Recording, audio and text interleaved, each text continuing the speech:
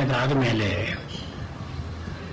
ಇನ್ನೊಂದು ಶ್ಲೋಕ 39ನೇದರಲ್ಲಿ ಇಲ್ಲಿವರೆಗೆ ಬೇರೆ ಬೇರೆಯಾಗಿ ಯಾವ ಯಾವ ರೀತಿಯಿಂದ ಈ ಧಾರಣ ಅಂತ ಅನ್ನೋದನ್ನು ಮಾಡಬೇಕು, ಧಾರಣಕ್ಕೂ ಧ್ಯಾನಕ್ಕೂ ನಡುವೆ ಇರತಕ್ಕಂಥ ವಶೀಕಾರ ಅಂದರೆ ತನ್ನ ಮನಸ್ಸನ್ನು ಇಂದ್ರಿಯಗಳನ್ನು ತನ್ನ ಹಿಡಿತದಲ್ಲಿ ಇಟ್ಟುಕೊಳ್ಳೋದು ವಶೀಕಾರ ಅಥವಾ ವಶೀಕರಣ, ಇದನ್ನು ಮಾಡಬಹುದು ಅಂತ ಹೇಳಿದ ಮೇಲೆ ಕಿಂ ಬಹುನಾ ಹೆಚ್ಚು ಹೇಳೋದೇನು ಅಂದರೆ ಬೇರೆ ಬೇರೆಯಾಗಿ ಹೇಳೋದೇನು, ಯಥಾ ಅಭಿಮತ ಧ್ಯಾನಾದ್ವಾ, ವಾ ಅಂದರೆ ಒಂದು ವಿಕಲ್ಪ, ವಿಕಲ್ಪ ಅಂದರೆ ಚಾಯ್ಸ್, ಆಲ್ಟರ್ನೇಟಿವ್, ಅಥವಾ ಅಂತ ಅನ್ನೋದಕ್ಕೆ ವಾ ವಾ ಯಥಾಭಿಮತ ಧ್ಯಾನಾತ್, ಯಥಾ ಅಭಿಮತ ಯಾವುದು ತನಗೆ ಇಷ್ಟವೋ ಯಾವುದು ತನಗೆ ಹಿತವೋ ಆ ಧ್ಯಾನವನ್ನು ಮಾಡೋದ್ರಿಂದ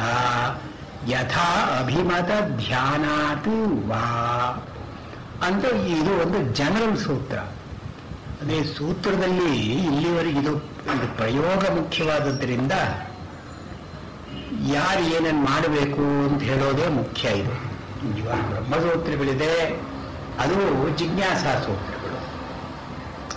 ತಿಳ್ಕೊಳ್ಬೇಕು, ಬ್ರಹ್ಮನ ತಿಳ್ಕೊಳ್ಳೋದಕ್ಕೆ ಯಾವ ದಾರಿ ತಿಳ್ಕೊಳ್ಬೇಕಾದದ್ದು.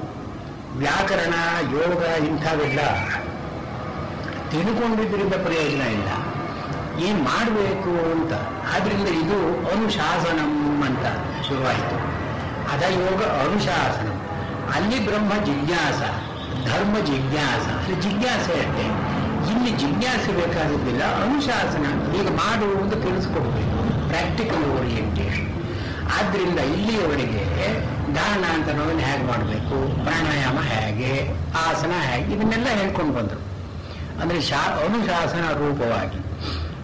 ಇಲ್ಲಿ ಈ ಸೂತ್ರದಲ್ಲಿ ಯಾರು ಏನು ಬೇಕಾದರೂ ಮಾಡಬಹುದು ಅಂತ ಅನ್ನೋ ಅರ್ಥ ಇಟ್ಕೊಂಡು ಜನರಲ್ ಸೂತ್ರ, ಸಾಮಾನ್ಯ ಸೂತ್ರ ಅಂತ ಕರೀತಾರೆ. ವಿಶೇಷ ಸೂತ್ರ ಅಂದರೆ ಲಕ್ಷ್ಯ, ಲಕ್ಷಣ, ಸಾಧ್ಯ, ಸಾಧನ ರೂಪತ್ವ. ವಿಶೇಷ ಅನ್ನೋದಕ್ಕೆ ಅರ್ಥ ಏನು ಅಂದರೆ ಯಾವುದಾದ್ರೂ ಒಂದು ಗುರಿ ಇರಬೇಕು, ಇದು ಲಕ್ಷ್ಯ. ಈ ಗುರಿ ಯಾವ ರೀತಿಯಾದದ್ದು ಅಂತ ತಿಳ್ಕೊಳ್ಬೇಕು, ಇದು ಲಕ್ಷಣ. ಮತ್ತೆ ಇದನ್ನು ಪಡ್ಕೊಳ್ಳೋದಕ್ಕಾಗತ್ತೆಯೋ, ಇದನ್ನು ಮುಟ್ಟೋದಕ್ಕಾಗತ್ತೆಯೋ ಅನ್ನೋದು ಸಾಧ್ಯ. ಅದನ್ನು ಮುಟ್ಟೋ ದಾರಿ ಯಾವುದು, ಪಡ್ಕೊಳ್ಳೋದಕ್ಕೆ ಏನು ಮಾರ್ಗ ಅಂತನೋ ಸಾಧನ ಆಯಿತು. ಇದಿಷ್ಟು ಹೇಳಿದ್ರೆ, ಈ 4 ಹೇಳಿದ್ರೆ ವಿಶೇಷ ಸೂತ್ರಗಳು ಅಂತಾಯಿತು. ಲಕ್ಷ್ಯ, ಲಕ್ಷಣ, ಸಾಧ್ಯ, ಸಾಧನ, ಇದು 4. ಇಲ್ಲಿ ಈ ಗಣನೆ ಇಲ್ಲದೇನೆ ಯಾರು ತನಗೆ ಏನು ಬೇಕೋ ಅದನ್ನು ಮಾಡಿಕೊಳ್ಳಬಹುದು. ಅಂದ್ರೆ ಯಥಾ ಅಭಿಮತ ಧ್ಯಾನಾತ್ ವ. ಇಲ್ಲಿ ಒಂದು ಏನು ರೆಕಗ್ನೈಸ್ ಮಾಡ್ತಾರೆ ಇವರು ಅಂದರೆ, ಎಲ್ಲರಿಗೂ ಒಂದೇ ವಿಧವಾದ ಯೋಗ ಅಂತ ಅನ್ನೋದು ಸಾಧ್ಯ ಇಲ್ಲ. ಇದೇ ಕಾಂಕ್ರೀಷನ್.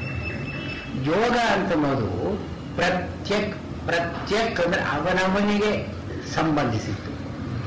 ಇವಾಗ ಯೋಗದಲ್ಲಿ ಇವಾಗ ವ್ಯಾಕರಣ ಶಾಸ್ತ್ರ ಇದೆ. ವ್ಯಾಕರಣ ಶಾಸ್ತ್ರದಲ್ಲಿ ಎಲ್ಲರಿಗೂ ಆಗುವ ಹಾಗೆ ಅವರ ಶಬ್ದಗಳನ್ನ ನಿರೂಪಣೆ ಮಾಡೋದು, ಒಬ್ಬರಿಗಿದು ಒಬ್ಬನಿಗದು ಅಂತ ಅನ್ನೋದಿಲ್ಲ. ಯೋಗದಲ್ಲಿ ಹಾಗೆ ಸಾಧ್ಯ ಇಲ್ಲ. ಅವನವನ ಚಿತ್ತ ಸಂಸ್ಕಾರ ಇದಕ್ಕನುಗುಣವಾಗಿ ಯೋಗ ಇರಬೇಕು. ಈ ಚಿತ್ತ ಅಂತನ್ನುವ ಮಾತಿನಲ್ಲಿ ದೇಹ, ಇಂದ್ರಿಯಗಳು, ಮನಸ್ಸು 3 ಸೇರಿಸಿ ಚಿತ್ತ ಅಂತ ಕರೀತಾರೆ. ಅಂದ್ರೆ ಏನು, ಒಂದು ಸೈಕಲಾಜಿಕಲ್ ಬೀಯಿಂಗ್, ಅವನ ಬಾಡಿ, ಸೆನ್ಸ್ ಆರ್ಗನ್ಸ್ ಇನ್ಕ್ಲೂಡೆಡ್. ಈ ಚಿತ್ತಕ್ಕೆ ಯಾವ ರೀತಿಯಾದ ಸಂಸ್ಕಾರಗಳಿದೆ. ಯಾಕಂದ್ರೆ ಈ ಯೋಗ ಅಂತ ಮಾಡೋದು ಪ್ರೌಢಾವಸ್ಥೆಯಲ್ಲಿ ಮಾಡಬೇಕೇ ವಿನ ಬಾಲ್ಯದಲ್ಲಿ ಮಾಡೋ ಹಾಗಿಲ್ಲ. ಬಾಲ್ಯದಲ್ಲಿ ಮಾಡಿದರೆ ಇದರ ಹಿಡಿತ ಸಿಗೋಲ್ಲ. ಆ ಪ್ರೌಢಾವಸ್ಥೆಯಲ್ಲಿ ಆಗಲೇ ಬೆಳೆದಿರ್ತಾನೆ. ಬೆಳವಣಿಗೆ ಸಂಸ್ಕಾರಗಳಿರುತ್ತೆ, ಯಾವುದೋ ಒಂದು ವಿದ್ಯೆ ಇರುತ್ತೆ, ಯಾವುದೋ ಒಂದು ವೃತ್ತಿ ಇರುತ್ತೆ, ಯಾವುದೋ ಒಂದು ದಾರಿ ಹಿಡಿದಿರ್ತಾನೆ. ಇವನ ವ್ಯಕ್ತಿತ್ವ ಆಗಲೇ ರೂಪುಗೊಂಡಿರುತ್ತೆ. It would have been form, his personality would have been form. ನಾವು ಈ ಚಿತ್ತಕ್ಕೆ ಇರತಕ್ಕಂಥ ಚೇತಸಿಕ ಧರ್ಮಗಳು ಅಂದರೆ the orientations, the attitudes, the inclinations, the complexes that one has, ಇದೆಲ್ಲವನ್ನೂ ಕೂಡ ನಾವು ಸಂಸ್ಕಾರ ಅಂತ ನಾವು ಮಾತಿನಿಂದ ಕರೀತೀವಿ. ಸಂಸ್ಕಾರ ಅಂದರೆ ಇವೆಲ್ಲವೂ ಕೂಡಿಕೊಳ್ಳುತ್ತೆ. ಅವನ ಸಂಸ್ಕಾರ ಆಗಿದೆ ಅಂದರೆ ಹೀಗೆ ಮಾಡದೆ ಅವನು ಇದೇ ಇಲ್ಲ, ಬೇರೆ ದಾರಿ ಇಲ್ಲ. ಇದಕ್ಕೆ ಬೇಕಾದಂಥ ಆಟಿಟ್ಯೂಡ್ಸ್ ಎಲ್ಲ ಅವನ ಹತ್ರ ಇದೆ, ಓರಿಯೆಂಟೇಷನ್ಸ್ ಇದೆ, ಕಾಂಪ್ಲೆಕ್ಸಸ್ ಇದೆ, ಡ್ರೈವಿಂಗ್ ಫೋರ್ಸಸ್ ಇದೆ, ಮೋಟಿವೇಶನ್ ಇದೆ, ಎಲ್ಲವೂ ಇದೆ. ಇವನು ಹೀಗೆ ಮಾಡಬೇಕು, ಬೇರೆ ರೀತಿಯಾಗಿ ಅವನು ಮಾಡೋದು ಸಾಧ್ಯ ಇಲ್ಲ. ಇದು ಸಂಸ್ಕಾರ. ಸೊ ಸಂಸ್ಕಾರ ಅಂತ ಅನ್ನೋದು it's A general driving force. ಈ ಚಿತ್ತ ಸಂಸ್ಕಾರ ಇದು ಎರಡೂ ರೂಪುಗೊಂಡಿದ್ದರೆ, ಮೈದಳೆದಿದ್ದರೆ ಅವನಿಗೆ ಒಂದು ವಿಧವಾಗಿ ಧ್ಯಾನದ ಪ್ರವೃತ್ತಿ ಬರುತ್ತೆ. ಯಾವುದೋ ಒಂದು ರೀತಿಯಾಗಿ ಒಂದು ಧ್ಯಾನ ಮಾಡಬಹುದಷ್ಟೇ. ಇದ್ದೊಬ್ಬರಿಗೆ ಅವನ ಚಿತ್ತ ಸಂಸ್ಕಾರಕ್ಕೆ ಅನುಗುಣವಾಗಿ ಇನ್ನೊಂದು ರೀತಿಯಾದ ಧ್ಯಾನ. ಅದರಿಂದ ಎಲ್ಲರಿಗೂ ಆಸನ, ಪ್ರಾಣಾಯಾಮ, ಪ್ರತ್ಯಾಹಾರ ಇದು ಮೂರು ಸಮಾನವಾಗಿರಬಹುದಾದರೂ ಕೂಡ ಈ ಧಾರಣಾ, ಧ್ಯಾನ, ಸಮಾಧಿ ಅಂತ ಅನ್ನೋದು ಒಬ್ಬೊಬ್ಬರಿಗೆ ಪ್ರತ್ಯೇಕವಾಗಿರುತ್ತೆ. ಈ ಆಸನ ದೇಹಕ್ಕೆ ಸಂಬಂಧಪಟ್ಟಿದ್ದರಿಂದ, ಪ್ರಾಣಾಯಾಮ ಪ್ರಾಣವೃತ್ತಿಗೆ ಸಂಬಂಧಪಟ್ಟಿದ್ದರಿಂದ, ಮತ್ತು ಪ್ರತ್ಯಾಹಾರ ಇಂದ್ರಿಯಗಳಿಗೆ ಸಂಬಂಧಪಟ್ಟಿದ್ದರಿಂದ ದೇವಧರ್ಮ, ಪ್ರಾಣಧರ್ಮ, ಇಂದ್ರಿಯ ಧರ್ಮಗಳು ಹೆಚ್ಚು ಕಡಿಮೆ ಎಲ್ಲರಿಗೂ ಒಂದೇ ರೀತಿಯಾಗಿರೋದ್ರಿಂದ ಇಲ್ಲಿ ಒಂದು ಸಾಮಾನ್ಯ ಅಂತ ಬಂತು. ಅದನ್ನು ವಿಶೇಷವಾಗಿ ಹೇಳಬೇಕಾಗಿಲ್ಲ. ಈ ಧಾರಣಾ, ಧ್ಯಾನ, ಸಮಾಧಿ ಅಂತ ಅನ್ನೋದ್ರಲ್ಲಿ ಮಾತ್ರ ಚಿತ್ತ ಸಂಸ್ಕಾರಗಳು ಮುಖ್ಯವಾಗಿರೋದ್ರಿಂದ ಅವರವರಿಗೆ ಯಾವುದು ಪ್ರಿಯವೋ ಅದನ್ನು ಮಾಡಿಕೊಂಡು ಹೋಗಬಹುದು. ಇಲ್ಲಿ ಒಂದು ಆಕ್ಷೇಪವನ್ನು ಇರ್ತಾರೆ. ಯಥಾ ಅಭಿಮತ ಧ್ಯಾನಾದ್ವ, ಧ್ಯಾನ ಅಂದ್ರೇನು? ಜೈ ಚಿಂತಾಯಾಮ್, ಎಲ್ಲಿ ಒಂದೇ ಒಂದು ಕಡೆ ಮನಸ್ಸನ್ನಿಟ್ಟು ಅದರಲ್ಲಿ ಹರಿಯೋ ಹಾಗೆ ಮಾಡ್ತೀವೋ ಇದು ಧ್ಯಾನ. ಇದಕ್ಕೆ ನೀವು ಇಂಥದ್ದನ್ನೇ ಧ್ಯಾನ ಮಾಡಿ ಅಂತೇನು ಹೇಳಲಿಲ್ಲ. ನೀವು ದೇವರನ್ನೇ ಕೊಟ್ಟು ಧ್ಯಾನ ಮಾಡಿ, ಶಾಸ್ತ್ರದ ವಿಷಯ ಕೊಟ್ಟು ಧ್ಯಾನ ಮಾಡಿ, ನಾಸಾಗ್ರ ಇದನ್ನು ಕೊಟ್ಟು ಧ್ಯಾನ ಮಾಡಿ, ಈಗೇನು ಹೇಳಲಿಲ್ಲ ನೀವು. ಆದ್ದರಿಂದ ಯಾವುದೋ ಒಬ್ಬರಿಗೆ ಏನೋ ಚಟ ಇರುತ್ತೆ, ನಾವು ಕುಡಿಬೇಕು ಅಂತ ಇರುತ್ತೆ, ಅವರು ಅದನ್ನೇ ಯೋಚನೆ ಮಾಡ್ತಾ ಇದ್ದಾರೆ, ಧ್ಯಾನ ಆಯ್ತಲ್ಲ. ನೀವು ಧ್ಯಾನ ಅಂತ ಹೇಳೋದಕ್ಕೆ ಏನು ಅಡ್ಡಿ? ಅವನ ಮನಸ್ಸೆಲ್ಲ ಒಂದೇ ಕಡೆ ಹರಿತಾ ಇದೆ. ಇನ್ನೊಬ್ಬನಿಗೆ ಏನೋ ವೃತ್ತಿ, ಆ ವೃತ್ತಿಯ ಯೋಚನೆಯನ್ನೇ ಅವನು ಮಾಡ್ತಾ ಇರ್ತಾನೆ, ಅದು ಧ್ಯಾನ ಅಂತ ಹೇಳ್ಬಹುದಲ್ಲ. ಒಬ್ಬ ಕಲಾವಿದ ಅವರ ಚಿತ್ರವನ್ನೇ ಕುರಿತು ಯೋಚನೆ ಮಾಡ್ತಾ ಇರ್ತಾನೆ, ಅದು ಧ್ಯಾನ ಅಂತ ಹೇಳ್ಬಹುದಲ್ಲ. ನೀವು ಇಲ್ಲಿ ಧ್ಯಾನ ಅಂದ್ರೆ ಏನು ಅಂತ ಸ್ಪೆಸಿಫೈ ಮಾಡದೇ ಇದ್ರೆ ಏನು ಬೇಕಾದ್ರೂ ಧ್ಯಾನ ಆಗಬಹುದು. ಮತ್ತು ಅದಕ್ಕೆ ಅನುಕೂಲವಾಗಿ ನೀವು ಯಥಾಧಿಮತ ಧ್ಯಾನ ಅಥವಾ ಅವರಿಗೆ ಬೇಕಾದ ಹಾಗೆ ಅಂತ ಬೇರೆ ಹೇಳಿಬಿಟ್ಟಿದ್ದೀರಿ ನೀವು. ಆದ್ರಿಂದ ಅವರು ಯೋಗ ಬಿಟ್ಟು ಅಯೋಗವಾದದ್ದರಲ್ಲಿ ಅವರು ಏನಾದರೂ ಮಾಡಬಹುದಲ್ಲ. ಆವಾಗ ನೀವು ಸಮಾಧಿ ಸಿಗುತ್ತೋ, ಈ ಪ್ರಯೋಜನ ಸಿಗುತ್ತೋ ಅನ್ನೋದು ಆಕ್ಷೇಪ. ಆಕ್ಷೇಪ ಈ ಸೂತ್ರದಲ್ಲಿ ನೀವು ಹೀಗೆ ಜನರಲ್ ಆಗಿ ಹೇಳಬಾರ್ದು. ಈ ಅನುಗುಣವಾಗಿ ಇದಕ್ಕೆ ಯಾವುದಾದ್ರೂ ಒಂದು ನೀವು ಹೇಳಬೇಕು. ಯಥಾ ವಾ ಅಂತ ಹೇಳ್ಬಿಟ್ಟು ಏನ್ ಬೇಕಾದ್ರೂ ಮಾಡ್ಕೊಂಡು ನೀವು ಅಂತ ಅಂದ್ಬಿಟ್ರೆ ಅದು ಯೋಗದ ಸೂತ್ರಕ್ಕೆ ವಿರುದ್ಧವಾಯ್ತಲ್ಲ. ಅಂದ್ರೆ ಒಂದು ಜನರಲ್ ಲೈಸೆನ್ಸ್ ಫಾರ್ ಎನಿಥಿಂಗ್ ಅಂತ ಆಯ್ತು. ಅವನಿಗೆ ಇಂದ್ರಿಯ ನಿಗ್ರಹ ಇರಲೇಬೇಕಾಗಿಲ್ಲ, ಇನ್ನೇನೋ ಮಾಡ್ತಿರ್ತಾನೆ, ಅದರಲ್ಲೇ ಅವನಿಗೆ ಖುಷಿ. ಅದೇ ಯಾತ್ರ ಖುಷಿ ಇಲ್ಲೋ ಅದನ್ನು ಮಾಡಲಿ ಅವನು ಅಂತ ಅಂದ್ಬಿಟ್ರೆ ಈ ಯೋಗ ಏನು ಬಂತು? ಸಮಾಧಿಗೆ ಸಹಾಯವಾಗುತ್ತೆ ಅದು ಅಂದ್ರೆ ಇವ್ರು ಹೇಳ್ತಾರೆ. ಅದಕ್ಕೆ ಸಮಾಧಾನ ಹೇಳ್ತಾರೆ. ಇಲ್ಲಿ ನಾವು ಸಾಮಾನ್ಯ ಮನುಷ್ಯನ ಕುರಿತು ಮಾತಾಡ್ತಾ ಇಲ್ಲ. ಯಾರು ಯೋಗದಲ್ಲಿ ಪ್ರವೃತ್ತಿ ಇದ್ದು ಯೋಗದಲ್ಲಿ ಪೂರ್ವಭಾವಿಯಾಗಿ ಯಮ ನಿಯಮಗಳನ್ನು ಪಾಲನೆ ಮಾಡಿಕೊಂಡು ಬಂದಿರ್ತಾರೋ, ಆಸನ ಪ್ರಾಣಾಯಾಮ ಪ್ರತ್ಯಾಹಾರಗಳನ್ನ ವಶ ಮಾಡಿಕೊಂಡಿರ್ತಾರೋ ಅಂಥವರಿಗೆ ಮುಂದಿನ ಹೆಜ್ಜೆ. ನಾವು ಎಲ್ಲರಿಗೂ ಹೇಳ್ತಾ ಇಲ್ಲ ಈ ಮಾತನ್ನ. ಆದ್ರಿಂದ ಅಧಿಕತಾನಾಂ ಏವ ಸೂತ್ರೇ ನಿರ್ದೇಶ. ಸೂತ್ರದಲ್ಲಿ ಯಾರಿಗೆ ನಿರ್ದೇಶ ಅಂದ್ರೆ ಯಾರಿಗೆ ಅಧಿಕಾರ ಇದೆಯೋ ಅವರಿಗೆ. ಅಧಿಕಾರ ಇಲ್ಲದೇ ಇರೋರ ವಿಷಯ, ಕುರುಸರ ವಿಷಯ, ಚಪಲ ಇರೋರ ವಿಷಯ, ಚಟ ಇರೋರ ವಿಷಯ ಹೇಳ್ತಾ ಇಲ್ಲ ನಾವು. ಈ ಯಮನಿಯಮ, ಪ್ರಾಣಾಯಾಮ, ಪ್ರತ್ಯಾಹಾರ, ಆಸನ ಇದನ್ನೆಲ್ಲ ಮಾಡಿಕೊಂಡ್ರವ್ರಿಗೆ ಇದನ್ನು ಹೇಳೋದ್ರಿಂದ ಈ ಒಂದು ಪ್ರವೃತ್ತಿ ಅವರಲ್ಲಿ ಇದ್ದೇ ಇರುತ್ತೆ. ಯಥಾಭಿಮತ ಅಂತ ನಾವು ಮಾತು ಉಪಯೋಗಿಸಿದ ಮಾತ್ರಕ್ಕೆ ಅವ್ರಿಗೆ ಇಷ್ಟ ಬಂದ ಹಾಗೆ ಅಂತ ಅರ್ಥವಲ್ಲ. ಅವ್ರಿಗೆ ಯಾವುದು ಅನುಕೂಲವೋ ಹಾಗೆ ಅಂತ. ಅಭಿಮತ ಅಂತ ಅನ್ನೋ ಮಾತಿಗೆ ಸಾಮಾನ್ಯವಾದ ಅರ್ಥ ರೂಢಿಯಿಂದ ಅರ್ಥವನ್ನು ಹೇಳುವಾಗಿಲ್ಲ, ಯೌಗಿಕ ಅರ್ಥವನ್ನು ಹೇಳಿ ಯಾರಿಗೆ ಯಾವ್ದ್ರಲ್ಲಿ ಸಾಮರ್ಥ್ಯ ಇದೆಯೋ, ಯಾರಿಗೆ ಯಾವ್ದ್ರಲ್ಲಿ ಪ್ರವೃತ್ತಿ ಇದೆಯೋ ಅದನ್ನು ಕುರಿತು ಧ್ಯಾನ ಅಂತ ಮಾಡಿಕೊಳ್ಳಿ. ಅದರಲ್ಲೇ ಮುಖ್ಯವಾಗಿ ಮನಸ್ಸು ಏಕಾಗ್ರವಾಗಬೇಕಾದದ್ದು ಉದ್ದೇಶ. ದೇವರ ವಶೆ, ದೇವರ ಅನುಗ್ರಹ ಆಗಬೇಕು ಅಥವಾ ಸಮಾಧಿ ಬರಬೇಕು ಅಂತನ್ನೋದೆಲ್ಲ ಇಲ್ಲಿ ಉದ್ದೇಶ ಅಲ್ಲ. ಧ್ಯಾನ ಧಾರಣಾ ಸ್ಟೇಜ್ನಲ್ಲಿ ಏನು, ಮನಸ್ಸು ಒಂದು ಕಡೆ ನೆಲೆಗೊಂಡು ನಿಲ್ಲೋ ಹಾಗೆ ಇರಬೇಕು. ಇಷ್ಟು ಬಂದರೆ ಸಾಕು ನಮಗೆ. ಸಮಾಧಿ ಮುಂದಿನ ಹೆಜ್ಜೆ. ಆ ಸಮಾಧಿಯಲ್ಲಿ ಪ್ರತ್ಯೇಕವಾಗಿ ಹೇಳೋಣ. ಇಲ್ಲಿ ಧ್ಯಾನಕ್ಕೆ ಆ ಸಮಾಧಿಯೂ ಬೇಕಾಗಿಲ್ಲ, ಹಿಂದುಗಡೆ ಇರತಕ್ಕಂತಹ ಪ್ರತ್ಯಾಹಾರಾದಿ ರೂಪವಾಗಿಯೂ ಬೇಕಾಗಿಲ್ಲ. ಇಲ್ಲಿ ಬೇಕಾದದ್ದು ಮನಃಪ್ರವೃತ್ತಿಗಳನ್ನೆಲ್ಲ ಒಂದು ಕಡೆ ನೆಲೆ ನಿಲ್ಲಿಸೋದು. ಇಷ್ಟಾದರೂ ಸಾಕು ಅಂತ ಹೇಳಿ ಸಮಾಧಾನವನ್ನು ಹೇಳಿ, ಯಥಾಭಿಮತ ಧ್ಯಾನಾದ್ವಾ ಅಂದರೆ ಆಂತರಿಕ ವಿಷಯಗಳನ್ನೇ ಕುರಿತು ಮಾಡಬಹುದು, ಅಥವಾ ಬಹಿರ್ವಿಷಯಗಳನ್ನು ಕುರಿತು ಒಂದು ಬಿಂಬ, ಒಂದು ವಿಗ್ರಹ, ಸೂರ್ಯ, ಚಂದ್ರ, ಇಂಥದ್ರ ಮೇಲೂ ಮನಸ್ಸನ್ನು ನಿಲ್ಲಿಸಬಹುದು. ಆಂತರಿಕ ವಿಷಯ, ಮನಸ್ಸಿನಲ್ಲಿ ಇರತಕ್ಕಂಥ ನಾಡಿ ಚಕ್ರಗಳಾಗಲಿ, ಈ ಷಟ್ಚಕ್ರಗಳಲ್ಲಿ ಯಾವುದಾದ್ರೂ ಆಗಲಿ, ಅದನ್ನು ಕುರಿತು ಮಾಡಿಕೊಳ್ಳಬಹುದು. ಇಲ್ಲಿ ಯಥಾಭಿಮತ ಧ್ಯಾನ ದ್ವಾ ಅಂತನ್ನೋದನ್ನು ಈ ನೆಲೆಯನ್ನು ಹೇಳಿ, ಉದ್ದೇಶ ಏನು ಅಂದರೆ ಮುಂದಿನ ಸೂತ್ರದ 40ನೇ ಸೂತ್ರದಲ್ಲಿ ಹೇಳ್ತಾರೆ, ಪರಮಾಣು ಪರಮಹತ್ವಂತೋ ಅಸ್ಯ ವಶೀಕಾರ. 40ನೇ ಸೂತ್ರ. ಅಸ್ಯ ಚಿತ್ತಸ್ಯ, ಚಿತ್ತದ ವಶೀಕಾರ, ಚಿತ್ತ ತನ್ನ ವಶದಲ್ಲಿ ಇರಬೇಕು ಅಂತನ್ನೋದು ವಶೀಕಾರ. ಈ ವಶೀಕಾರ ಅಂತನೋದು ಒಂದು ಶಕ್ತಿ, ವಶೀಕರಣ ಮಾಡೋ ಶಕ್ತಿ ಇದೆ. ಅಂದರೆ ಹೊರಗಡೆ ವಿಷಯಗಳನ್ನೆಲ್ಲ ತನ್ನ ಮನಸ್ಸನ್ನ ತನ್ನ ವಶದಲ್ಲಿ ಇಟ್ಕೊಳ್ಳೋ ಸಾಧ್ಯ ಇದೆ. ಯಾವುದೋ ಒಂದು ಆಕರ್ಷಕವಾದ ವಸ್ತುವನ್ನು ನೋಡಿದ್ರೂ ಕೂಡ ಮನಸ್ಸನ್ನು ಅಲ್ಲಿ ಹೋಗದೆ ಬಿಗಿ ಹಿಡಿಯುವಂಥದ್ದು ವಶೀಕಾರ. ತನ್ನ ವಶದಲ್ಲಿ ತಾನು ಇಟ್ಕೊಳ್ಳೋದು. ಇವಾಗ ರಾಮಾಯಣದಲ್ಲಿ ರಾಮನನ್ನ ವಾಲ್ಮೀಕಿಗಳು ಮತ್ತೆ ಮತ್ತೆ ವಶಿ ಅಂತ ಕರೀತಾರೆ. ಅಂದ್ರೆ ಏನೋ ತನ್ನ ವಶದಲ್ಲಿ ಇಟ್ಕೊಂಡಿದ್ದಾನೆ ಅವನು. ಇಂದ್ರಿಯಗಳನ್ನ, ಮನಸ್ಸನ್ನ ತನ್ನ ವಶದಲ್ಲಿ ಇಟ್ಕೊಂಡು, ಅಂದ್ರೆ ಏನು, ಇಂಪೇಚುಯಸ್ ಆಗಿ ಏನು ಮಾಡೋಲ್ಲ ಅವನು, ಇಂಪಲ್ಸಿವ್ ಆಗಿ ಏನು ಮಾಡೋಲ್ಲ, ಸುಮ್ಮನೆ ಮನಸ್ಸು ಬಂತು ಏನೋ ಮಾಡಿದೆ ಅಂತ ಮಾಡೋಲ್ಲ ಅವನು. ಆ ಮನಸ್ಸನ್ನು ಕೂಡ ವಶದಲ್ಲಿ ಇಟ್ಕೊಂಡು ಯಾವುದು ಯಾವಾಗ ಮಾಡಬೇಕೋ, ಹೇಗೆ ಮಾಡಬೇಕೋ, ಎಷ್ಟು ಮಾಡಬೇಕೋ ಅಷ್ಟು ಮಾಡ್ತಾನೆ. ಕಿಂ ಕರವಾಣಿ, ಎಷ್ಟು ಮಾಡಬೇಕು ನಾನು, ಕುತ್ರ ಕರವಾಣಿ, ಎಲ್ಲಿ ಮಾಡಬೇಕು, ಯಾವ ಪರ್ಯಂತ ಮಾಡಬೇಕು, ಇದೆಲ್ಲ ಈ ತಿಳುವಳಿಕೆ ಇದ್ದು ಮಾಡತಕ್ಕದ್ದು ವಶೀಕಾರ. ಇಲ್ಲಿ ಯಥಾಭಿಮತ ಧ್ಯಾನ ದ್ವಾ ಅಂತ ಹಿಂದಿನ ಸೂತ್ರ ಹೇಳ್ತಲ್ಲ, ಈ ಧ್ಯಾನ ಮಾಡುವ ಉದ್ದೇಶ ಏನು, ನಿನಗೇನು ಬೇಕೋ ಅದನ್ನು ಮಾಡುವ ಯಥಾಭಿಮತ ಧ್ಯಾನ ದ್ವಾ ಅಂತ ಹೇಳಿದ್ರೆ. ಆದರೆ ಇದನ್ನು ಗಮನದಲ್ಲಿ ಇಟ್ಕೊಳ್ಬೇಕು. ಧ್ಯಾನದ ಉದ್ದೇಶ ಏನು, ವಶೀಕಾರ, ಮನಸ್ಸನ್ನ ತನ್ನ ವಶಕ್ಕೆ ತಂದುಕೊಳ್ಳುವುದು ಧ್ಯಾನದ ಉದ್ದೇಶ. ಧ್ಯಾನ ಇದು only means to this end.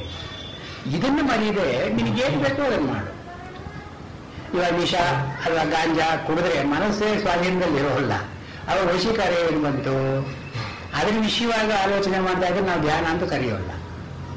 ಎಲ್ಲಿ ಧ್ಯಾನ ಆಗುತ್ತೆ ಅದು ಅಂದ್ರೆ ವಶೀಕಾರ ಇದ್ರೆ ಧ್ಯಾನ ಆಗುತ್ತೆ, ವಶೀಕಾರ ಇಲ್ಲದೆ ಇದ್ರೆ ಧ್ಯಾನ ಆಗೋಲ್ಲ. ಅದನ್ನ 39ನೇ ಸೂತ್ರಕ್ಕೆ ಇದು ಕಾಂಪ್ಲಿಮೆಂಟ್ ಅಂತ ತಗೊಳ್ಬೇಕು. ಅಸ್ಯ ವಶೀಕಾರ, ಧ್ಯಾನದಿಂದ ವಶೀಕಾರ ಬರಬೇಕು. ಆದರೆ ಈ ವಶೀಕಾರವನ್ನ ವಿವೃಣೋತಿ, ವಿವರಿಸ್ತಾರೆ. ಯಾತ್ರಿಂದ, ಹಿಂದಿನ ಮಾತುಗಳಿಂದ. ಪರಮಾಣು ಪರಮಹತ್ವಂತಹ, ಪರಮ ಅಣು, ಪರಮ ಅಂದರೆ ಅಲ್ಟಿಮೇಟ್, ಅಣು ಅಂದರೆ ಸಟಲ್ ಆಟಮ್, ಅಟಾಮಿಕ್. ಅಂದರೆ ಇದನ್ನ ಮತ್ತೆ ಭಂಜನೆ ಅಂತ ಒಡೆಯೋದು. ಅಂದರೆ ಅಂದರೆ ಇನ್ನು ಮತ್ತೆ ಒಡೆಯೋದಕ್ಕಾಗಲ್ವೋ, ಅದು ಅನ್ಬ್ರೇಕಬಲ್, ಫರ್ದರ್ ಅನ್ಬ್ರೇಕಬಲ್. ಅದೇ ಆಟಮ್ ಅಂತ ನಾವು ಹೇಳ್ತೀವಲ್ಲ, ಅದನ್ನ ಅಣು ಎಂದು ಸಂಸ್ಕೃತದಲ್ಲಿ ಕಳೆದಿದ್ದಾರೆ. ವೈಯಾಯಿಕರ, ನೈಯಾಯಿಕ ವೈಶೇಷಿಕರ ಮಾತು ಇದು. ಅಣು, ಈ ಅಣುಗಳಲ್ಲೂ ಏಕಾಣು, ದ್ವೇಣು, ಮೂರಿರೋದು ಹೀಗೆಲ್ಲ ಇದೆ. ಇದು ಯಾವ ಇನ್ನೊಂದು ಅಣುವಿನ ಜೊತೆ ಸೇರಿಕೊಳ್ಳದೇನೆ ತಾನೇ ಸ್ವತಂತ್ರವಾಗಿದ್ದುಕೊಂಡು ಅತ್ಯಂತ ಸೂಕ್ಷ್ಮವಾಗಿರುತ್ತೋ ಅದನ್ನ ಪರಮಾಣು ಅಂತ ಕರೀತಾರೆ. ಪರಮಾಣು ಅಲ್ಟಿಮೇಟ್, ದಿ ಅಲ್ಟಿಮೇಟ್ ಆಟಮ್ ಅಂದ್ರೆ ಏನು? ಅದಕ್ಕಿಂತ ಸೂಕ್ಷ್ಮವಾದದ್ದಿಲ್ಲವೇ ಇಲ್ಲ. There is nothing subtler than that. ಮತ್ತೆ ಮಹತ್ ಅಂದ್ರೆ ದೊಡ್ಡದು. ಮಹತ್ ಅಂತ ನಮ್ಮ ಮಾತಿಗೆ ಆಕಾಶ ಅಂತ ಹೆಸರು. ಅಂದ್ರೆ ಏನು? ಆಕಾಶ ಭೂಮಿಯಿಂದ ಆವರಿಸಿಕೊಂಡು ಅಂತರಿಕ್ಷದಲ್ಲೆಲ್ಲ ಹರಡಿ ಜ್ಯೋತ್ಸ್ಥಾನದಲ್ಲೂ ಕೂಡ ಹರಡುತ್ತೆ ಅದು ಆಕಾಶ. ಎಲ್ಲ ಕಡೆಗೂ ಇದೆ. ಆಕಾಶದಲ್ಲೇ ವಾಯು ಇರೋದು, ವಾಯುವಿನಲ್ಲಿ ಆಪದಲ್ಲಿ ಅಗ್ನಿ, ಅಗ್ನಿಯಲ್ಲಿ ಜಲ, ಹೀಗೆ ಪಂಚಭೂತಗಳು ಕೂಡ ಆಕಾಶದಲ್ಲಿ ಇರೋದು. ಅಂದ್ರೆ ಎಲ್ಲಕ್ಕೂ ಏನಪ್ಪ, ಎಲ್ಲಕ್ಕೂ ಅವಕಾಶ ಮಾಡಿಕೊಡತಕ್ಕಂಥದ್ದು ಆಕಾಶ. ಆಕಾಶ ಅಂತ ನಮ್ಮ ಮಾತಿಗೆ ಅವಕಾಶ ಪ್ರದತ್ವಾತ್. ಒಂದು ವಸ್ತು ಇರೋದಕ್ಕೆ ಅವಕಾಶವನ್ನು ಮಾಡಿಕೊಡೋದು ಆಕಾಶ ಅಂತ ಕರಿತೀವಿ ನಾವು. ಈ ಆಕಾಶ ಅಂತ ಅನ್ನೋದಕ್ಕೂ ವಿಭು ಅಂದ್ರೆ ಎಲ್ಲ ಕಡೆಯೂ ಇರತಕ್ಕದ್ದು ಅಂತನ್ನೋದಕ್ಕೂ ಪರ್ಯಾಯ. ಅಂದ್ರೆ ಅದೇ ಅರ್ಥ. ಆಕಾಶ ಅಂದ್ರೆ ವಿಭು. ವಿಭು ಅಂದ್ರೇನು? ಸರ್ವವ್ಯಾಪಿ, ಎಲ್ಲ ಕಡೆಯೂ ಹರಡಿಕೊಂಡಿದೆ. ಅದು ಹರಡಿಕೊಳ್ಳದೆ ಇರೋ ಜಾಗವೇ ಇಲ್ಲ, ಎಡೆಯೇ ಇಲ್ಲ. ಅಂದ್ರೆ ಈ ಮಹತ್ ಇದೆಯಲ್ಲ, ಮಾತಂದ್ರೆ ದೊಡ್ಡದು. ಈ ಮಹತ್ತು ಪರಮಹತ್ ಅಂದ್ರೆ ಇದು ಅಲ್ಟಿಮೇಟ್. ಅದು ಇನ್ನು ಹರಡೋದು ಸಾಧ್ಯವೇ ಇಲ್ಲ ಅಂತನ್ನುವಾಗ ಇದು ಅಂತ ಕೊನೆ. ಪರಮಾಣು ಪರಮಹತ್ವಂತಹ ವಶೀಕಾರ. ಈ ಮನಸ್ಸಿನ ಶಕ್ತಿ ಹೇಗಿದೆ?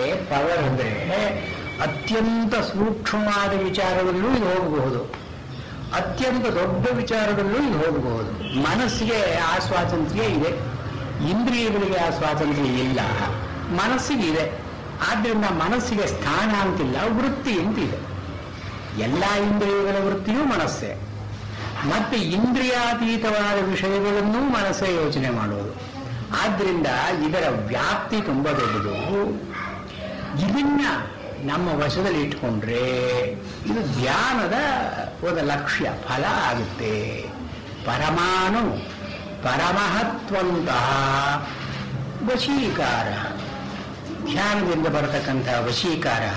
ಅಸ್ಯ ಚಿತ್ತಸ್ಯ, ಈ ಚಿತ್ತದ ಕ್ಷೇತ್ರ ಇಷ್ಟು, from the subtlest to the grossest. And mind can traverse in all these. ಸಾಮಾನ್ಯವಾಗಿ ಮನಸ್ಸಿನ ಚಿತ್ತದ ಶಕ್ತಿ ಇಂದ್ರಿಯಾನುಗುಣ್ಯ, ಇಂದ್ರಿಯಗಳಿಗೆ ಅನುಸಾರವಾಗಿ ಮನಸ್ಸು ಹೋಗುತ್ತಷ್ಟೆ. ಇಂದ್ರಿಯಗಳಿಗೆ ತುಂಬಾ ಸೂಕ್ಷ್ಮ ಅಂತಂದ್ರೆ ಮನಸ್ಸು ಅಲ್ಲಿ ಹೋಗೋಲ್ಲ. ಇಂದ್ರಿಯಗಳಿಗೆ ಇದು ತುಂಬಾ ದೊಡ್ಡದು ಅಂತಂದ್ರೆ ಅಲ್ಲಿಯೂ ಕೂಡ ಮನಸ್ಸು ಹೋಗೋಲ್ಲ. ಸಾಮಾನ್ಯವಾಗಿ ಮನಸ್ಸು ಹೋಗೋಲ್ಲ. ಆದರೆ ಯೋಗದಲ್ಲಿ ಪ್ರವೇಶ ಮಾಡಿದವರಿಗೆ ಈ ಇಂದ್ರಿಯಗಳ ಮರ್ಯಾದೆಯನ್ನು ಕಳೆದು, ಮರ್ಯಾದೆ ಅಂದ್ರೆ ಏನು? ಲಿಮಿಟ್. ಅದನ್ನು ಕಳೆದು ಹೋಗತಕ್ಕಂತಹ ಶಕ್ತಿ ಬರುತ್ತೆ. ಅಲ್ಲಿ ಈ ಪ್ರತ್ಯಾಹಾರ ಸ್ಟೇಜ್ನಲ್ಲಿ ಇಂದ್ರಿಯಗಳ ನಿರ್ಬಂಧವನ್ನ ತೊಡೆದು ಹಾಕೋದ್ರಿಂದ ಚಿತ್ತ ಅಂತ ಅನ್ನೋದು ಮೇಲೂ ಹೋಗಬಹುದು, ಕೆಳಗೂ ಹೋಗಬಹುದು, ಅತ್ಯಂತ ಸೂಕ್ಷ್ಮವಾಗಿ ಹೋಗಬಹುದು, ಅತ್ಯಂತ ಮಹತ್ತಾದ ವ್ಯಾಪಕವಾದ ವಿಷಯದಲ್ಲೂ ಹೋಗಬಹುದು. ಈ ಮನಸ್ಸು ಹೀಗೆ ಹೋಗುವಂತಹ ಸ್ಥಿತಿ ಇದ್ರೆ ಮನಸ್ಸಿನಲ್ಲಿ ಒಂದು ಅವ್ಯವಸ್ಥೆ ಅಂತ ಆಗಬಹುದು. ಯಾಕೆಂದ್ರೆ ಈ ಮನಸ್ಸಿಗೆ ನಿರ್ಬಂಧಗಳನ್ನೆಲ್ಲ ತೆಗೆದು ಹಾಕಿಬಿಟ್ರೆ ಸ್ವೇಚ್ಛೆಯಾಗಿ ಮನಸ್ಸು ಏನು ಬೇಕು ಅಂದ್ರೆ ಅದು ಯೋಚನೆ ಮಾಡಬಹುದು. ಅಂದ್ರೆ ಏನು? ಅವ್ಯವಸ್ಥಿತ ಚಿತ್ತ ಆಗಬಹುದು. ಆದರೆ ಅತ್ಯಂತ ಸೂಕ್ಷ್ಮವಾದದ್ದನ್ನೇ ಯೋಚನೆ ಮಾಡಲಿ, ಅತ್ಯಂತ ಮಹತ್ತಾದದ್ದನ್ನೇ ಯೋಚನೆ ಮಾಡಲಿ, ಮನಸ್ಸು ತನ್ನ ಹಿಡಿತದಲ್ಲಿದೆ. ಈ ವ್ಯವಸ್ಥೆಯನ್ನು ಮೀರೋಲ್ಲ, ಲಕ್ಷ್ಯವನ್ನು ಮೀರೋಲ್ಲ. ಇದು ಇಲ್ಲಿ ಹೇಳೋಲ್ಲ. ಈ ಯೋಗ ವಾಸಿಷ್ಠದಲ್ಲಿ ಒಂದು ಕಡೆ ಪ್ರತ್ಯಾಹಾರ ಅನಂತರಂ, ಪ್ರತ್ಯಾಹಾರ ಆದ ಮೇಲೆ ಕೆಲವರಿಗೆ ಚಿತ್ತ ವಿಕ್ಷೇಪ ಅಂತ ಆಗುತ್ತೆ. ಚಿತ್ತ ವಿಕ್ಷೇಪ ಅಂದ್ರೆ ಮನಸ್ಸು ಒಂದು ಕಡೆ ನಿಲ್ಲೋಲ್ಲ, ಎಲ್ಲೆಲ್ಲಿಯೋ ಮನಸ್ಸು ಹೋಗುತ್ತೆ, ಏನೇನೋ ಆಗುತ್ತೆ. ಆವಾಗ ಅವರು ಬಾಲೋನ್ಮತ್ತ ಪಿಶಾಚವತ್ ಅವತಿಷ್ಠತೆ. ಬಾಲ ಉನ್ಮತ್ತ ಪಿಶಾಚವತ್ ಅವತಿಷ್ಠತೆ. ಬಾಲ ಅಂದ್ರೆ ಚಿಕ್ಕ ಮಕ್ಕಳು, ಅವ್ರ ಮನಸ್ಸೇನೋ ಒಂದು ಕಡೆ ಇರೋಲ್ಲ, ಒಂದು ಕಡೆ ಇಲ್ಲಿ, ಒಂದು ಕಡೆ ಅಲ್ಲಿ, ಒಂದು ಕಡೆ ಹರಿದು ಹೋಗ್ತಾ ಇರುತ್ತೆ. ಹೀಗಿರಬಹುದು ಅವರು. ಅಥವಾ ಉನ್ಮತ್ತ ಅಂದರೆ ಮ್ಯಾಡ್, ಅಂದರೆ ಮನಸ್ಸು ಸ್ಥಿಮಿತದಲ್ಲೇ ಇಲ್ಲ, ಯಾವುದೋ ಒಂದು ಗೀಳಿರುತ್ತೆ ಅದರ ವಿಚಾರನೇ ಹೇಳ್ಕೊಂಡು ಹೋಗೋದು. ಹೀಗೆ ಉನ್ಮತ್ತ.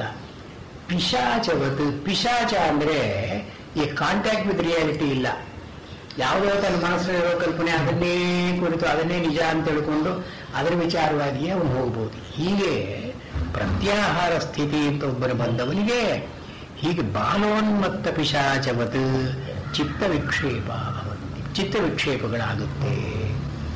ಅದಕ್ಕೆ ಅಲ್ಲಿ ಏನು ಹೇಳ್ತಾರೆ ಅಂದರೆ, ಪ್ರಾಣಾಯಾಮ ಪ್ರತ್ಯಾಹಾರ ಆದ ತಕ್ಷಣ ಧಾರಣಾ ಧ್ಯಾನಗಳನ್ನು ಏಕಕಾಲದಲ್ಲಿ ಅವನು ಅಭ್ಯಾಸ ಮಾಡಬೇಕು. ಅಭ್ಯಾಸ ಮಾಡಿದ್ರೆ ಅಲ್ಲಿ ಯಾವುದಾದ್ರು ಒಂದು ಪರಿಧಿ ಬಿಟ್ಟರೆ, ಅಲ್ಲಿ ಒಂದು ಇಂಟರ್ವಲ್ ಕೊಟ್ಟರೆ what has been acquired is last. ಇದು ಆಸನದಲ್ಲಿ, ಪ್ರಾಣಾಯಾಮದಲ್ಲಿ, ಪ್ರತ್ಯಾಹಾರದಲ್ಲಿ ಆಗೋಲ್ಲ. ಆಸನ ಜಯ ಒಂದು ಪಡ್ಕೊಂಡ ಮೇಲೆ ನೀವು 2 ವರ್ಷ ಏನು ಮಾಡದೆ ಬಿಟ್ಟರೂ ಕೂಡ ಪ್ರಾಣಾಯಾಮ ಅಂತ ಅನ್ನೋದಕ್ಕೆ ಸಹಾಯಕವಾಗುತ್ತೆ. ಇದು ಪ್ರಾಣಾಯಾಮವನ್ನು ಮಾಡಿ 2 ವರ್ಷ ನಡುವೆ ನೀವು ಮಾಡದೆ ಬಿಟ್ಟರೂ ಕೂಡ ಪ್ರತ್ಯಾಹಾರಕ್ಕೆ ಸಹಾಯವಾಗುತ್ತೆ ಅದು. ಆದ್ದರಿಂದ ಈ ಅಂತರಾಯ ಅಥವಾ ಇಂಟರ್ವಲ್ ಅಂತ ಅನ್ನೋದು ಇಟ್ ವೋಂಟ್ ಆಡ್ವರ್ಸ್ಲಿ ಎಫೆಕ್ಟ್. ಆದರೆ ಪ್ರತ್ಯಾಹಾರವಾದ ತಕ್ಷಣ ಧಾರಣಾ ಧ್ಯಾನಗಳನ್ನು ಮಾಡಲೇಬೇಕು. ಇದು ಮಾಡದೇ ಇದ್ರೆ ಪ್ರತ್ಯಾಹಾರ ಮೈಟ್ ಬಿ ಡೆಲಿಟೇರಿಯಸ್, ಆಡ್ವರ್ಸ್ ಎಫೆಕ್ಟ್ಸ್ ಬರಬಹುದು ಅಂತ ಅಲ್ಲಿ ಯೋಗ ಶಿಷ್ಟದಲ್ಲಿ ಹೇಳ್ತಾರೆ. ಇಲ್ಲೂ ಅದೇ ಅಭಿಪ್ರಾಯ ಅಂತ ಕಾಣುತ್ತೆ. ಅದಕ್ಕೋಸ್ಕರ ವಶೀಕಾರ ಅಂತ ನಾವು ಮಾತು ಉಪಯೋಗಿಸಿರೋದು.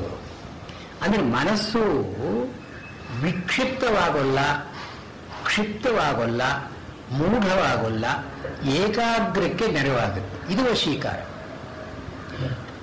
ಈ ವಶೀಕಾರ ಅವನು ಎಲ್ಲಿ ಬೇಕಾದರೂ ಮನಸ್ಸು ಹೋಗಿರಲಿ, ತೀರ ಸೂಕ್ಷ್ಮವಾದದ್ದನ್ನು ಯೋಚನೆ ಮಾಡ್ತಾ ಇರಲಿ, ಅವನು ಅತ್ಯಂತ ಮಹತ್ವವಾದದ್ದನ್ನು ಯೋಚನೆ ಮಾಡ್ತಾ ಇರಲಿ, ಏನು ಯೋಚನೆ ಮಾಡ್ತಾ ಇದ್ರು ಕೂಡ ಒಡನೆ I can bring it back to stability, ಒಂದು ಈಕ್ವಿಪಾಯ್ಸ್. ಆ ಮನಸ್ಸಿನ ಈಕ್ವಿಪಾಯ್ಸ್ ಕೆಡಿಸುವಂತಹ ಮನಃಪ್ರವೃತ್ತಿಗಳು ಇವನಲ್ಲಿ ಏನೂ ಇರೋಲ್ಲ.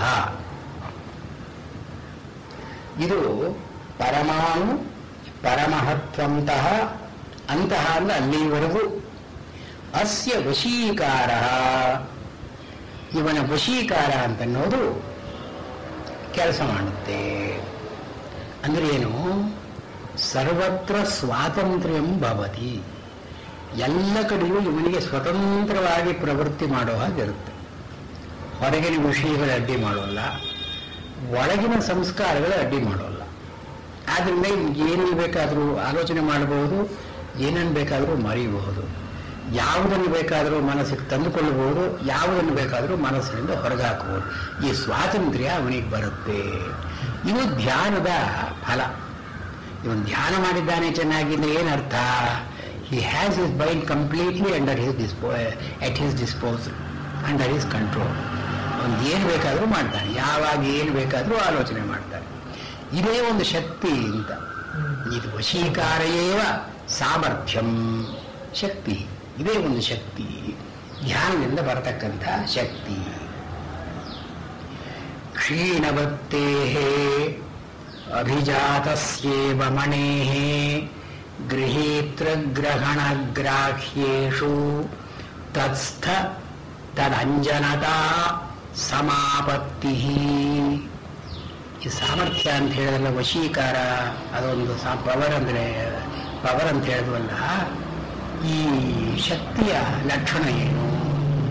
ಯಾವ ರೀತಿಯಾದ ಶಕ್ತಿ ಇದು ಅಂತಂದ್ರೆ, ಕ್ಷೀಣ ವೃತ್ತೇ, ಈ ವೃತ್ತಿ ಅಂತನ್ನೋದನ್ನ ಇಲ್ಲಿ ಕ್ಷೀಣ ಅಂತ ಕರೆದಿದ್ದಾರೆ. ಚಿತ್ತಸ್ಯ ಅಂದ್ರೆ ಚಿತ್ತ ಕ್ಷೀಣವೃತ್ತಿಯಾಗಲು, ಕ್ಷೀಣವೃತ್ತಿಯಾದ ಮೇಲೆ ಅಂತ ನಾವು ಸೇರಿಸ್ಕೊಳ್ಬೇಕು. ಇಲ್ಲಿ ಕ್ಷೀಣ ಅಂತನ್ನೋ ಮಾತಿಗೆ ಕ್ಷೀ ಅಂದರೆ ನಾಶ ಹೊಂದೋದು, ಕ್ಷೀಣ ಅಂದ್ರೆ ನಾಶವಾಗಿರತಕ್ಕ, ಹೋಗಿರತಕ್ಕ, ಡಿಟೀರಿಯೋರೇಟೆಡ್.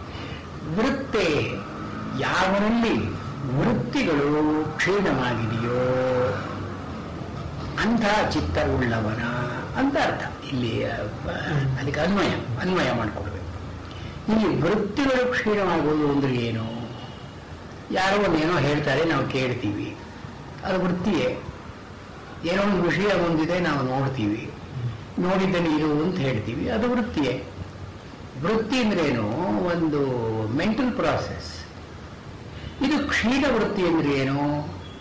ಕ್ಷಯಿಸಿ ಹೋಗಿರೋದು ಅಂದ್ರೆ one is not able to see anything, one is not able to do anything, speak anything ಅಂತ ಅರ್ಥವೋ? ಕ್ಷೀಣ ವೃತ್ತಿ ಅಂದ್ರೆ ಸಾಮಾನ್ಯವಾಗಿ ಅರ್ಥವಾಗುತ್ತಲ್ಲ. ಅವನಲ್ಲಿ ವೃತ್ತಿಗಳೇ ಇಲ್ಲ ಅಂದ್ರೆ ಈಸ್ ಡೆಡ್ ಅಂತ ಅಷ್ಟೇ ಅರ್ಥ. ಪ್ರಾಣವೃತ್ತಿ ಇಲ್ಲ, ಮನೋವೃತ್ತಿ ಇಲ್ಲ, ದೇಹವೃತ್ತಿ ಇಲ್ಲ, ಇಂದ್ರಿಯ ವೃತ್ತಿ ಇಲ್ಲ, ಅವನು ಆಸ್ ಇಫ್ ಈಸ್ ಡೆಡ್ ಅಂತನೋ ಅರ್ಥ ಬರುತ್ತಲ್ಲ. ಇಲ್ಲಿ ಕ್ಷೀಣವೃತ್ತೇ ಅಂತ ಹೇಳಿದ್ದೀರಲ್ಲ ಅಂದ್ರೆ ಇದು ಕ್ಷೀಣವೃತ್ತಿ ಅಂತ ನಾನು ಹೇಳಿರೋದು. ಅಭಿಜಾತಸ್ಯ, ಅಭಿಜಾತ ಅಂದ್ರೆ ವೆಲ್ ಕಲ್ಚರ್. ಅಭಿಜಾತ, ಜಾತ ಅಂದ್ರೆ ಹುಟ್ಟಿದ್ದು. ಅಭಿಜಾತ ಅಂದ್ರೆ ಒಂದು ಡಿರೆಕ್ಷನ್ ಅಲ್ಲಿ ಹುಟ್ಟೋದು, ಅದೇನು culture. The man as soon as he is born is only ಜಾತ. When he grows up and matures into an adult he is ಅಭಿಜಾತ. ಈ ಯೋಗದಲ್ಲಿ ಅಭಿಜಾತನಾದವನಿಗೆ, ಅಂದ್ರೆ ಈ ಯೋಗದ ಕಲ್ಚರ್ ಪಡ್ಕೊಂಡವನಿಗೆ ಅವನೇ ಎಂಥವನು ಕ್ಷೀಣವೃತ್ತೇ. ಇದು ಷಷ್ಠಿ ವಿಭಕ್ತಿಯಲ್ಲಿ ಹೇಳ್ತಾರೆ. ಇವನ ಕ್ಷೀಣವೃತ್ತಿ, ಇವನ ವೃತ್ತಿಗಳೆಲ್ಲ ಕ್ಷೀಣವಾಗಿರೋದರಿಂದ ಅಭಿಜಾತಸ್ಯ ಕ್ಷೀಣವೃತ್ತೇ. ಇಲ್ಲಿ ಕ್ಷೀಣವೃತ್ತಿ ಅಂತ ಹೇಳೋದಕ್ಕೆ ಏನು ಜಸ್ಟಿಫಿಕೇಶನ್ ಅಂತ ಆಕ್ಷೇಪ ಒಂದು ಕೇಳ್ತಾರೆ. ಈ ಸೂತ್ರಗಳಲ್ಲೆಲ್ಲ ಇದೇ ಕ್ರಮ ತಾನೆ. ಏನೋ ಒಂದು ಸೂತ್ರ ಹೇಳ್ತಾರೆ, ಇದು ಹೇಗೆ ಹೇಳ್ತೀರಿ ನೀವು, ಇಂಥ ಆಕ್ಷೇಪ ಬರುತ್ತಲ್ಲ ಅಂದ್ರೆ ಈ ಆಕ್ಷೇಪಕ್ಕೆ ಸಮಾಧಾನ ಹೇಳ್ಬೇಕು. ನಾವು ಸಮಾಧಾನ ಹೇಳಿದ್ರೆ ಸೂತ್ರಕ್ಕೆ ಅರ್ಥ ಹೇಳಿದಾಗೆ ಆಯಿತು. ಇಲ್ಲಿ ಕ್ಷೀಣವೃತ್ತಿ ಹೇಳ್ತಿದೆಯಲ್ಲ, ಇದು ಹೇಗೆ ಹೇಳ್ತೀರಿ ಅಂದ್ರೆ, ಈ ವೃತ್ತಿ ಅಂತ ಮಾತನ್ನ ಯೋಗಕ್ಕೆ ಸಹಜವಾದ ಪ್ರಕ್ರಿಯೆಯಲ್ಲಿ ಉಪಯೋಗಿಸಿದ್ದೀವಿ. This a technical term. ಯೋಗದಲ್ಲಿ ವೃತ್ತಿ ಅಂದ್ರೆ ಏನು? ಸಂಸ್ಕಾರ ಇರುತ್ತೆ, ಸಂಸ್ಕಾರದಿಂದ ಒಂದು ವೃತ್ತಿ ಬರುತ್ತೆ, ಆ ವೃತ್ತಿ ಬರುತ್ತೆ, ವೃತ್ತಿಯಿಂದ ಒಂದು ಸಂಸ್ಕಾರ ಉಳ್ಕೊಳ್ಳುತ್ತೆ. ಇದು ಚಕ್ರ. ವೃತ್ತಿ ಸಂಸ್ಕಾರ ಚಕ್ರ. ಸಂಸ್ಕಾರ ಅಂದ್ರೆ impression, leaves an impression behind, a latent impression. It manifest itself as a process and this process leaves a trace. ಹೀಗೆ ಸಂಸ್ಕಾರ ವೃತ್ತಿ ಅಂತನ್ನೋದೇ ಒಂದು ಚಕ್ರ. ಯಾವ ವೃತ್ತಿಯೂ ಕೂಡ ಸಂಸ್ಕಾರ ಪೂರ್ವಭಾವಿಯಾಗಿಲ್ಲದೆ ಬರೋಲ್ಲ, ಸಂಸ್ಕಾರ ಅನುಶಯವಾಗಿ, ಅನುಶಯ ಅಂದರೆ ರೆಸಿಡ್ಯೂ ಬಿಡದೆ ಬರೋಲ್ಲ. ವೃತ್ತಿ ಅಂತ ನಾವು ಅದು ಇಲ್ಲಿ ನಾವೇನು ಅರ್ಥ, ಯೋಗದ ಅರ್ಥ ಕೊಟ್ಟಿದ್ದೀವಿ. ಸಾಮಾನ್ಯವಾದ ಅರ್ಥ ಶಬ್ದದಲ್ಲಿ ಇರೋ ವೃತ್ತಿ ಅಂತಂದರೆ, ಇನ್ನು ಮಿಕ್ಕಾದ ಕಡೆ ಗೀತೆಯಲ್ಲಿ ಮನಸ್ಸಿನ ವೃತ್ತಿ ಅಂತಂತ. ಇಲ್ಲಿ ನಾವು ಯೋಗದ ಗ್ರಂಥವಾದದ್ದರಿಂದ ಯೋಗಕ್ಕೆ ಸಹಜವಾದಂತಹ ಅರ್ಥವನ್ನು ಹೇಳಿದಾಗ ಸಂಸ್ಕಾರಗಳಿಂದ ಎದ್ದ ವೃತ್ತಿ, ಸಂಸ್ಕಾರಗಳನ್ನು ಉಳಿಸತಕ್ಕಂತಹ ವೃತ್ತಿ. ಈ ವೃತ್ತಿಗಳು ನಾಶವಾಗಲಾಗಿ ಅಂದ್ರೆ ಸಂಸ್ಕಾರ ವಿಲ್ ನಾಟ್ ಲೀಡ್ ಟು ವೃತ್ತಿ ಹಿಯರ್. ಯಾಕಂದ್ರೆ ಸಂಸ್ಕಾರಗಳ ಮೇಲೆಲ್ಲ ವಶೀಕಾರ ಬಂದಿದೆ ಇವನಿಗೆ. ಇವಾಗ he can withhold anything, he can promote anything. ಈ ವಶೀಕಾರ ಅಂತ ನಾವು ಸಾಮರ್ಥ್ಯ ಬಂದಿರೋದ್ರಿಂದ ಕ್ಷೀಣವೃತ್ತೇ ಅಥವಾ ಒಂದು ವೃತ್ತಿ ಬರುತ್ತೆ. ವೃತ್ತಿ ಬಂದು ಸಂಸ್ಕಾರವನ್ನು ಬಿಡೋಲ್ಲ ಹಿಂದೆ. ಆದ್ದರಿಂದ ಯೋಗಿಗಳವರು ಅಲ್ಲಿ ಏನೋ ಒಂದು ಕುಡಿಬೇಕು ಅಂದ್ರೆ ಕುಡಿತಾರೆ. ಕುಡಿದ ಮೇಲೆ ಇವರಿಗೆ ತಿರುಗಿ ಕುಡಿಬೇಕು ಅಂತ ನಾವು ಗೇಳಿಲ್ಲ, ಅಥವಾ ಕುಡಿಬೇಕು ಅಂತ ನಾವು ಪ್ರವೃತ್ತಿಯೂ ಇಲ್ಲ. ತತ್ಕಾಲದಲ್ಲಿ ಒಂದು ವೃತ್ತಿ ಬರುತ್ತೆ, ಮಾಡ್ತಾರೆ. ಅಂದ್ರೆ ಇದಕ್ಕೆ back ground and four ground ಎರಡೂ ಇಲ್ಲ. ಇದು ಕ್ಷೀಣ ವೃತ್ತೇ ಅಂತ ಇಲ್ಲಿ ನಾವು ಹೇಳ್ತಾ ಇರೋದು. ಅಂದ್ರೆ ಅವನು ನೋಡೋಲ್ಲ, ಮಾಡೋಲ್ಲ, ಏನು ಮಾಡೋಲ್ಲ ಅಂತ ಹೇಳ್ತಾ ಇಲ್ಲ ನಾವು. ಅವನು ಬದುಕಿರೋವಾಗ ಏನೇನು ಮಾಡಬೇಕೋ ಎಲ್ಲ ಮಾಡ್ತಾ ಇರ್ತಾನೆ. ಅವನು ಸಂತೋಷ ಪಡುವಾಗ ಸಂತೋಷ ಪಡ್ತಾನೆ, ಕೋಪ ಬರುವಾಗ ಕೋಪಗೊಳ್ತಾನೆ, ದುಃಖ ಬಂದಾಗ ದುಃಖ ಪಡ್ತಾನೆ, ಎಲ್ಲ ಮಾಡ್ತಾನೆ. ಅವನು ಮಾಡಿದರೂ ಕೂಡ ಹಿಂದೆ ಸಂಸ್ಕಾರ ಇಲ್ಲ, ಮುಂದೆ ಸಂಸ್ಕಾರ ಇಲ್ಲ. ಇದು ಕ್ಷೀಣವೃತ್ತಿ. ಅಭಿಜಾತಸ್ಯ ಕ್ಷೀಣವೃತ್ತೇ ಮಣೇಃ ಗೃಹೀತೃ ಗ್ರಹಣ ಗ್ರಾಹ್ಯೇಷು ತತ್ಸ್ಥ ತದಂಜನತಾ ಸಮಾಪತ್ತಿ. ಒಂದು ಮಣಿ ಇರುತ್ತೆ, ಅಂದ್ರೆ ಏನೋ ಟ್ರಾನ್ಸ್ಪ್ಯಾರೆಂಟ್ ಕ್ರಿಸ್ಟಲ್, ಪಾರದರ್ಶಕವಾದ ಒಂದು ಮಣಿ ಇರುತ್ತೆ. ಈ ಮಣಿ ಯಾವುದಾದ್ರೂ ಒಂದು ಹೊರಗಡೆ ವಸ್ತು ಇದ್ರೆ ಅದನ್ನು ಗ್ರಹಣ ಮಾಡುತ್ತೆ. It will reflected. and the one who is at the other end, ಅವನು ಈ ಮಣಿಯ ಮೂಲಕ ಅದನ್ನು ನೋಡಬಹುದು. ಇಲ್ಲಿ ಗೃಹೀತೃ ಅಂದ್ರೆ one who is receiving an impression. ಗ್ರಾಹ್ಯ ಅಂದ್ರೆ the object that is sending out the impression. ಗೃಹೀತೃ, ಗ್ರಾಹ್ಯ ಮತ್ತು ತತ್ಕಾಲದಲ್ಲಿ ಗ್ರಹಣ ಅಂದರೆ process. The process of apprehension, the apprehender, the apprehended object, ಇದು ಮೂರನ್ನೂ ಕೂಡ ತತ್ಸ್ಥ ತದಂಜನತ ಸಮಾಪತ್ತಿ. ಇದರಲ್ಲಿ ಇವನಿಗೆ ಅಲ್ಲಿ ಅಲ್ಲಿ ಮಣಿ ಹೇಗೆ ಕೆಲಸ ಮಾಡುತ್ತೋ ಹಾಗೆ ಇವನ ಚಿತ್ತ ಕೆಲಸ ಮಾಡುತ್ತೆ. ಮಣಿಯಲ್ಲಿ ಮುಂದೊಂದು ಕೆಂಪು ಹೂ ಬಿಟ್ಟರು, ಮಣಿಯಲ್ಲಿ ಕೆಂಪು ಹೂ ಕಾಣುತ್ತೆ, ಆ ಕಡೆ ಏನೊಳಗೂ ಕೆಂಪು ಹೂ ಕಾಣುತ್ತೆ. ಆದರೆ ಮಣಿ ಕೆಂಪು ಬಣ್ಣವನ್ನು ತಳ್ಕೊಳ್ಳೋಲ್ಲ. ಮಣಿಯಲ್ಲಿ ಕೆಂಪು ಕಾಣುತ್ತೆ, ಆದರೆ ಅದನ್ನ ಆ ಕಡೆ ಇಟ್ಟ ತಕ್ಷಣ ಇದು ಹೊರಟೋಗುತ್ತೆ, ಅದು ತೆಗೆದ ತಕ್ಷಣ ಇದು ಹೊರಟೋಗುತ್ತೆ, ಅದು ಬಿಟ್ಟು ಇನ್ನೊಂದು ಹಸಿರು ಇಟ್ಟರೆ ಇಲ್ಲಿ ಹಸಿರು ಬರುತ್ತೆ. ಇದು ತತ್ಸ್ಥ. ಅದರಲ್ಲಿ ಎಷ್ಟರ ಮಟ್ಟಿಗೆ ವೃತ್ತಿಗಳಿದೆಯೋ, ಅಂದ್ರೆ ಮಣಿಯಲ್ಲೇನೆ ಈ ಹೂವಿಲ್ಲ, ಒಂದು ಆಕಾರ ಎಲ್ಲ ಏನೂ ಇಲ್ಲ, ದಟ್ ರಿಮೇನ್ಸ್ ಅನ್ಅಫೆಕ್ಟೆಡ್. ಅದು ಬರುತ್ತೆ ಹೋಗುತ್ತೆ, ಇವು ನೋಡೋದಿದ್ದಾನೆ, ನೋಡಿಸ್ಕೊಳ್ಳೋದಿದೆ. ಇದು ನಡುವೆ ಇರೋದಷ್ಟೇ. ಚಿತ್ತ ಏನು? ಇಂದ್ರಿಯಗಳಿವೆ, ನೋಡುತ್ತೆ. ಹಿಂದೆ ಮನಸ್ಸಿದೆ, ಇದು ಗ್ರಹಣ ಮಾಡುತ್ತೆ. ಹೊರಗಡೆ ಆಬ್ಜೆಕ್ಟ್ಸ್ ಇದೆ. ಈ ಮಣಿ ಅಂತ ನೋಡಿ ಚಿತ್ತ ಇದ್ದ ಹಾಗೆ ಏನು ಬೇಕಾದರೂ ನೋಡ್ತಾನೆ, ಯಾವ ರೀತಿ ಬೇಕಾದರೂ ಕೆಲಸ ಮಾಡ್ತಾನೆ. ಆದರೆ ಇವನ ಚಿತ್ತದಲ್ಲಿ ಯಾವ ರೀತಿಯಾದ ವಿಕಾರವೂ ಇಲ್ಲ. ತತ್ಸ್ಥ. ಅದರಲ್ಲಿ ಮಣಿಯಲ್ಲಿ ಹೇಗೆ ಆ ವಸ್ತು ಇಲ್ಲವೋ, ಆ ವಸ್ತುವಿನ ಗುಣ ಇಲ್ಲವೋ ಹಾಗೆ. ಮತ್ತು ತದ್ ಅಂಜನತ.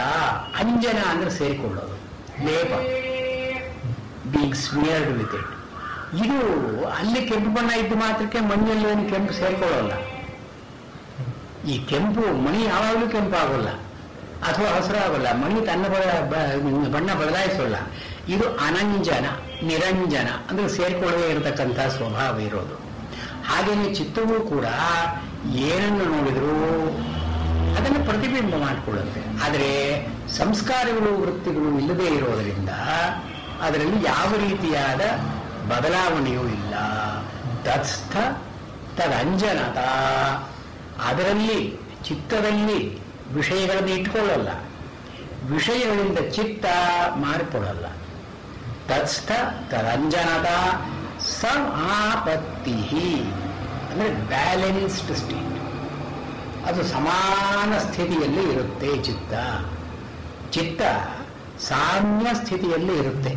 ಹೊರಗಡೆ ಏನು ಬಂದರೂ ಕೂಡ ಅದರಿಂದ ವಿಚಲಿತವಾಗದೇ ಇರುತ್ತೆ.